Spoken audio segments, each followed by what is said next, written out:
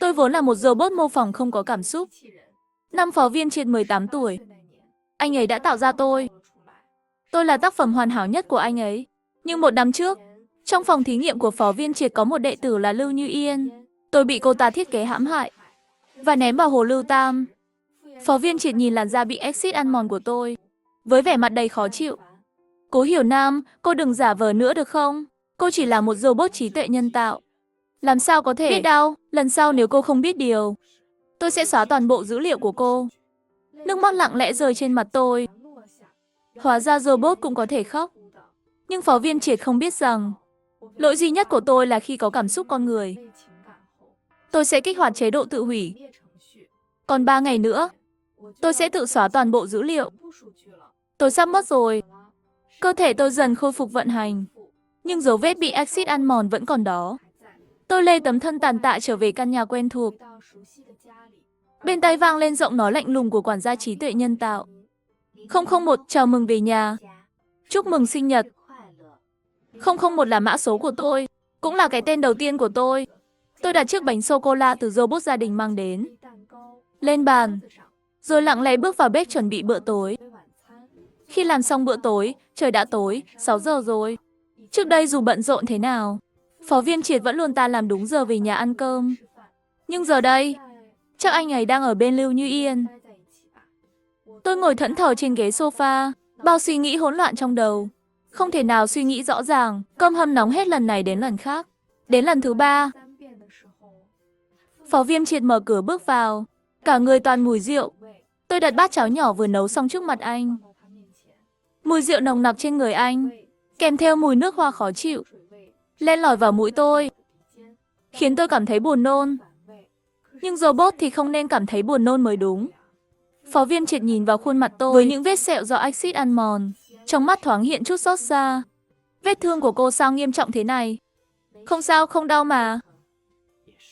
Dù gì cô cũng chỉ là một robot. Làm sao mà biết đau được? Dù anh ấy nói vậy. Nhưng thực sự, tôi đau, rất đau. Cơn đau từ trái tim nhân tạo, dần lan ra khắp cơ thể. Chợt nghĩ đến điều gì đó. Tôi thay đổi diện mạo của mình thành gương mặt của Lưu Như Yên.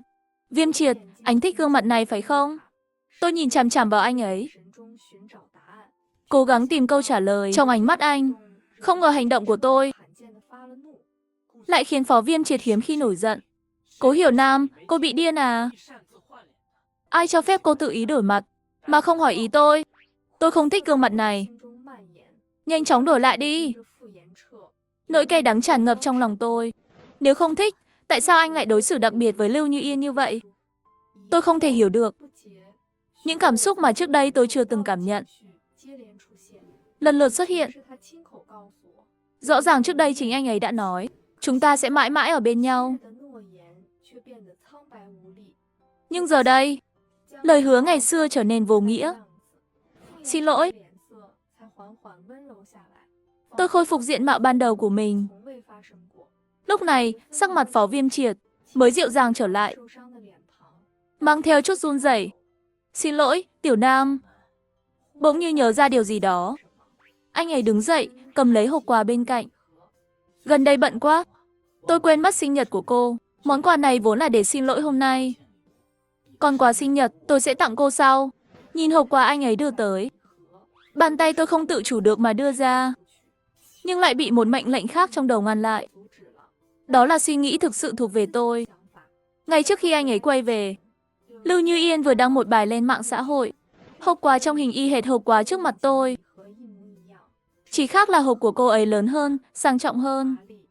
Phải chăng món quà này là đồ thừa của Lưu Như Yên? Phó Viên Triệt thoáng lúng túng, không dám nhìn thẳng vào tôi. Thứ tốt như thế này, anh cứ để dành tặng Lưu Như Yên đi, tôi không cần. Nụ cười trên gương mặt Phó Viên Triệt bỗng cứng đờ. Sự dịu dàng trong mắt anh tan biến chỉ trong chớp mắt.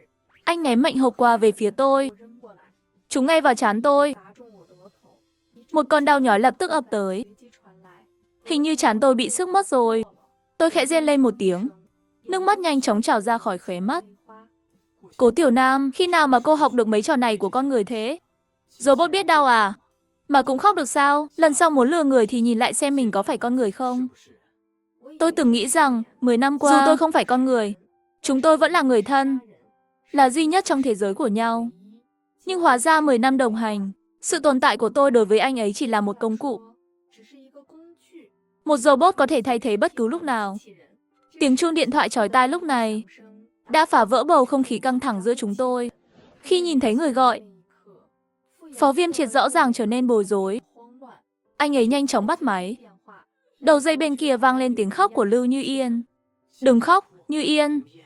Có chuyện gì thế? Sư huynh, em sợ lắm. Đầu em đau quá. Đừng lo, anh sẽ tới ngay. Phó Viêm Triệt cầm chìa khóa xe trên bàn, vội vàng chuẩn bị rời đi. Phó Viêm Triệt, đợi đã. Cố Tiểu Nam, cô không thấy đủ à? Lúc nào rồi mà còn thế này? Như Yên đang không khỏe. Đừng có ghen tuông quá đáng. Tôi không thanh minh. Chỉ lấy từ trong túi ra một chiếc thẻ. Đây là thẻ bảo hiểm y tế của Lưu Như Yên. Lần trước khi dọn dẹp áo khoác của anh, tôi thấy nó. Đừng để quên. Phó Viêm Triệt nhìn tôi. Trên mặt thoáng hiện vẻ bất ngờ. Anh ấy im lặng một lúc lâu, rồi mới đưa tay nhận lấy chiếc thẻ. Cảm ơn cô, Tiểu Nam. Đi đường cẩn thận nhé. Được, anh sẽ về sớm thôi. Cho anh về nhé. Nhìn bóng lưng anh ấy rời đi, một nỗi xót xa tràn ngập trong lòng tôi. Không cách nào xua tan được. Tôi biết, đây có lẽ là lần cuối cùng tôi tiễn anh ấy ra cửa. Cơ thể của tôi thực sự không thể chịu đựng nổi nữa. Ngay giây sau, tôi ngã gục xuống đất. Trong đầu vang lên tiếng cảnh báo chói tai. Cảnh báo, cảnh báo. 001 đã phát triển cảm xúc của con người. Chương trình tự hủy sẽ được kích hoạt. Đếm ngược tự hủy, 10 giây. Không biết đã bao lâu trôi qua, giọng nói lạnh lùng của quản gia trí tuệ vang lên. 001, điều đó có đáng không? Có lẽ là đáng. Ban đầu, tôi tin rằng khi có được cảm xúc của con người, tôi sẽ hiểu Phó Viêm Triệt hơn. Sẽ có thể ở bên anh ấy cả đời. Nhưng giờ đây, tôi cũng không biết liệu điều này giờ với tôi không còn câu trả lời đơn giản nữa. Cảm xúc của tôi khiến tôi gần giống con người hơn, nhưng cũng khiến tôi thêm hoang mang. Tuy nhiên, chỉ còn 3 ngày nữa là dữ liệu của tôi sẽ bị xóa. Vấn đề này giờ không còn quan trọng nữa. Đúng lúc đó, tiếng còi báo động đột ngột vang lên lần nữa. Nhưng lần này là vì Phó Viêm Triệt gặp nguy hiểm.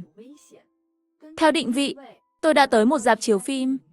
Ánh sáng mờ mờ, đông người qua lại. Nhưng ánh mắt tôi nhanh chóng khóa chặt vào dáng người của Phó Viêm Triệt. Ánh mắt của Lưu Như Yên vô tình lướt qua tôi. Đầu tiên là một chút ngạc nhiên, nhưng ngay sau đó là ánh nhìn đầy chán ghét. Học trưởng, có phải em đã làm Tiểu Nam giận không? Sao cậu ấy đột nhiên lại đến tìm chúng ta? Cố Tiểu Nam, cậu đang theo dõi tôi sao? Tôi muốn giải thích, nhưng cổ họng như bị một bàn tay vô hình bóp nghẹt. Không thể phát ra một âm thanh nào. Cuối cùng, tôi không nói gì cả. Xin lỗi học trưởng. Em không nên làm phiền cuộc sống của anh và Tiểu Nam. Đó là lỗi của em. Như Yên, cậu ấy chỉ là một robot thôi. Nếu em không thích, anh sẽ đem cậu ấy đi hủy. Trong cơ thể tôi đột nhiên có một nơi đau nhói. Một cảm giác đau đớn chưa từng có bao giờ. Nhưng tôi vẫn cố gượng cười. Cảnh báo, cảnh báo. Chủ nhân gặp nguy hiểm. Ánh mắt tôi nhanh chóng quét qua xung quanh. Thấy phía sau rạp chiếu phim có một làn khói đang từ từ bốc lên, lan tỏa khắp nơi. Ngọn lửa bùng lên dữ dội nuốt chửng không gian mờ tối. Tiếng chuông báo động khói kêu inh ỏi bên tai. Tôi theo bản năng lao về phía Phó Viêm Triệt. Trước khi anh ấy kịp phản ứng, tôi đã đưa anh ấy an toàn đáp xuống tầng dưới. Khi nhận ra đã an toàn, câu đầu tiên mà Phó Viêm Triệt nói với tôi là: Tiểu Nam, Như Yên vẫn chưa ra ngoài, cậu ấy không thể mất được, tôi phải quay lại cứu cậu ấy. Lẽ ra tôi không nên chống lại ý muốn của Phó Viêm Triệt, nhưng trong khoảnh khắc nguy cấp này, tôi không kìm được mà nắm lấy tay anh ấy. Viêm Triệt, anh đừng đi có được không? Giọng tôi run rẩy. Lần đầu tiên tôi cảm nhận được nỗi sợ hãi. Cố Tiểu Nam, cậu có thể đừng trẻ con như vậy không? Đây là lúc nào rồi? Nói xong, anh ấy mạnh mẽ hất tay tôi ra, rồi quyết liệt chạy lên tầng trên. Từ khi tôi được tạo ra,